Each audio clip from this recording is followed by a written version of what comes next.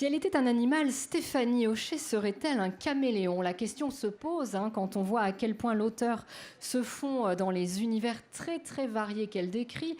L'Angleterre de l'après-guerre aux côtés d'une héroïne qui se cherche, le ronronnement du chat dont elle a si bien fait l'éloge, et tout récemment, ce labyrinthe littéraire, l'animal et son biographe paru chez Rivage, un vrai labyrinthe littéraire dans lequel on s'enfonce bien volontiers tant l'auteur nous guide si bien avec son sens du récit et son style délicat. Bonjour Stéphanie, comment ça va? Ça va très bien, merci. Question facile pour commencer. Très facile.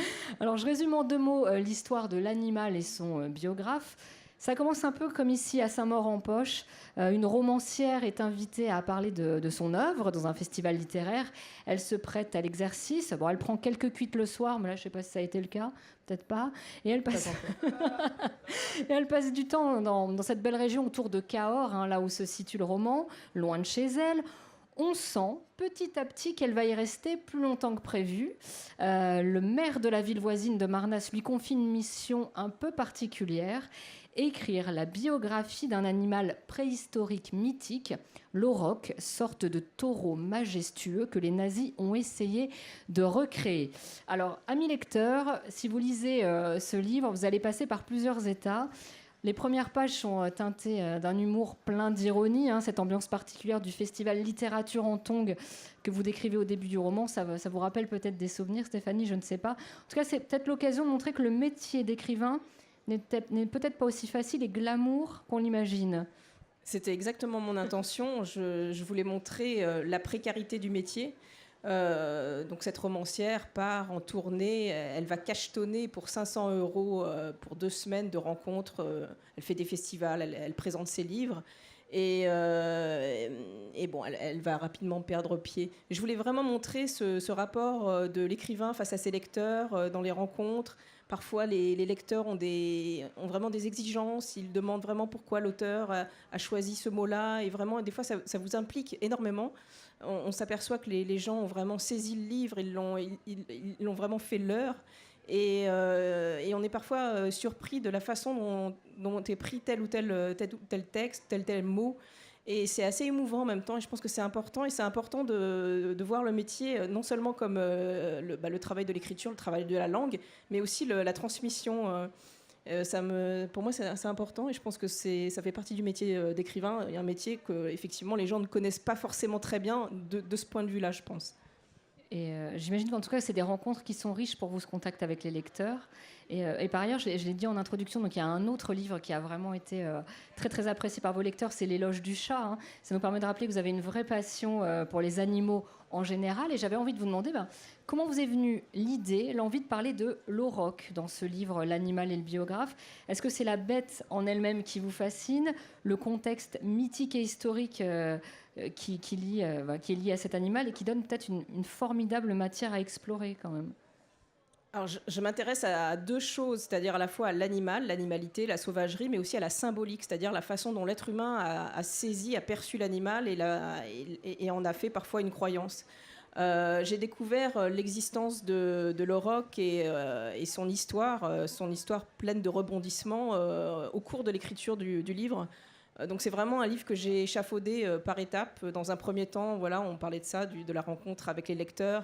Je me suis amusée à isoler ma narratrice, à lui faire perdre pied dans la campagne, etc. Mais voilà, il fallait quand même que je trouve le centre du livre. Et le centre du livre, je l'ai découvert presque par hasard. Ça fait partie des programmes effectivement de certains biologistes affidés du Troisième Reich, de reconstituer une espèce qui avait disparu, un peu comme Jurassic Park, un petit peu. Ils ont tenté, en fait, dans les années 20-30, il y avait 2 frères biologistes, ils ont tenté de recréer une espèce qui avait disparu depuis le XVIIIe siècle, l'auroch. L'auroch a été chassé, les derniers spécimens ont été chassés en Pologne au XVIIIe siècle. Et pourquoi est-ce que ces scientifiques nazis ont tenté de recréer cette espèce qui avait disparu? C'est évidemment la question qu'on peut se poser. Moi, je peux avancer quelques réponses, mais on n'a pas la vraie réponse, mais on sait que ça a existé. En tout cas, le désir de recréer cette espèce a existé. J'imagine que c'est vraiment parce que l'auroch ne serait-ce qu'à l'époque préhistorique, était une espèce de dieu. Quand on va voir Lascaux, on s'aperçoit que l'auroch est vraiment l'animal roi. On les voit courir les uns après les autres dans la grotte. C'est extrêmement impressionnant. Et on se dit que c'est l'animal en majesté. Donc c'est l'animal très symbolique. C'est l'animal qui a un symbole pour l'être humain qui est extrêmement fort. Même si évidemment on ne peut que faire des conjectures.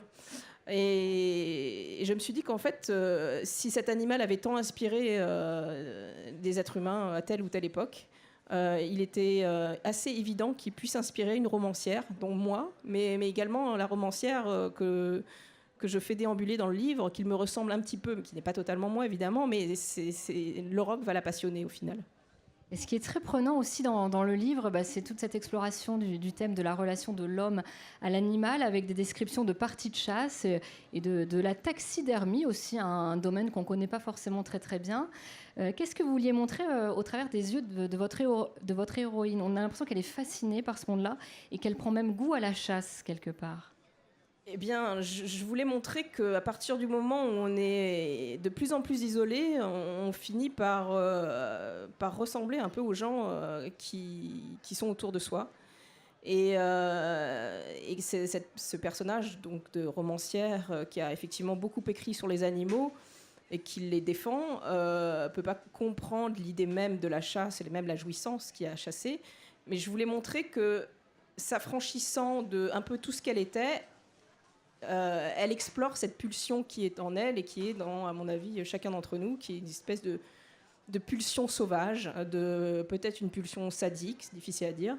Mais je voulais vraiment aller chercher du côté de la pulsion, donc du côté de ce qui est animal en nous. Donc le jeu, c'était vraiment de montrer ce qui est animal dans l'être humain et ce qui est aussi humain dans l'animal. Mais vraiment, je voulais vraiment montrer la frontière sans arrêt poreuse qu'on dresse entre l'animal et l'être humain. C'est une frontière qui est sans arrêt redéfinie, même par les scientifiques, puisqu'au début, on a pensé que le propre de l'homme, c'était le rire, alors qu'on sait qu'il y a des singes qui rient, que le propre de l'homme, c'est le langage, alors qu'il y a des espèces qui ont un langage, etc. Donc sans arrêt, on remet en question en fait, ce qui nous est propre, et c'est ça qui est intéressant, parce qu'au final, notre place est moins primordiale, nous ne sommes plus le centre du monde.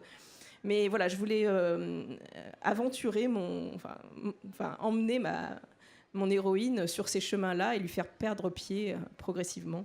Bon, en tout cas, le lecteur, lui, ne perd pas pied, mais est quand même pas mal bousculé. Hein. C'est une lecture qui ne vous laissera pas indifférent. C'est intéressant parce que des fois, on a l'impression qu'on est sur le point de basculer dans le fantastique. Et pourtant, on ne perd jamais le fil de ce labyrinthe avec, au final, j'ai l'impression, une réflexion sur la création, sur l'acte même d'écrire. Qu'est-ce que vous avez voulu exprimer sur le rapport de l'écrivain à son œuvre ? On passe notamment du jeu à la troisième personne quand la romancière, elle rend son manuscrit à celui qui lui a commandé et on sent qu'il y a une petite pression. Elle attend vraiment la réaction de celui qui a commandé l'œuvre. Là aussi, c'est une partie du travail d'écrivain que j'explore et que je montre au public. C'est cette quête du sujet, ce désir d'écrire. Où est la source de l'écriture ? Où est l'envie d'écrire qui va nous dépasser ? Si la narratrice entre dans le jeu de ces gens, parce qu'il faut voir que c'est quand même un groupe de gens qui ressemble un petit peu à une secte, si elle entre un petit peu dans le jeu, c'est qu'elle a bien compris qu'elle avait un intérêt aussi, c'est qu'elle allait sans doute écrire son meilleur livre. Et ça, je pense qu'un écrivain est capable de se damner pour écrire son meilleur livre.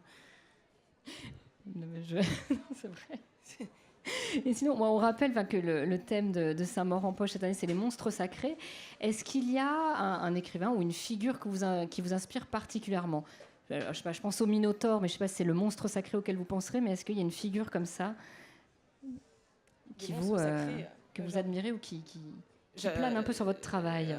J'admire Joyce Carol Oates, évidemment, pour sa capacité à créer des œuvres aussi très contrastées et qui suscitent le malaise. Pardon. Il y en a beaucoup d'autres.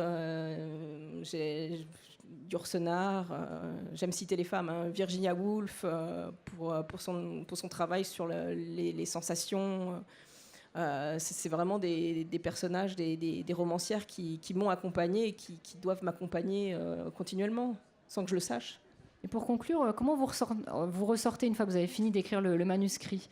Vous avez du mal à dire au revoir aux personnages, ils sont toujours présents, ou vous pensez déjà au suivant ? Quand je l'ai terminé, j'ai pas vraiment terminé parce que je reviens dessus, je réécris, on aborde parfois le livre 5 fois de suite. Donc je le fignole, je rends un manuscrit vraiment, on va dire léché, quoi.